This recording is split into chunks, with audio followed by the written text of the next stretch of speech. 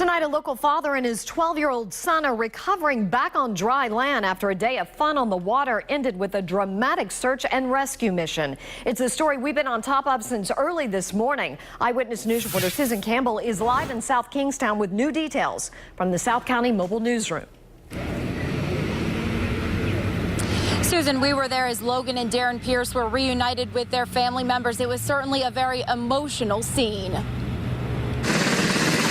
A 12-year-old boy still wearing a life jacket. His father caked in mud. Both lucky to be alive after spending nearly 24 hours stuck in chest-deep water in the Great Swamp in South Kingstown. It's been very stressful. We spent, actually my sister-in-law spent a lot of time last night just driving up and down the swamp yelling into the trees. So we're very relieved and very tired. Sunday afternoon, Christine Pierce dropped off her son Logan and her husband Darren at Taylor's Landing. The pair were setting out for a 3-mile raft ride that should have taken about 4 hours. But when the father-son duo didn't show up at Warden's Pond as planned, Christine called police, launching an extensive search and rescue operation. Just before noon on Monday, firefighters found Darren and Logan after spotting a sandal and following the trail deep into the swamp. We don't know if it was a mechanical problem or if there was a medical issue and they just started walking.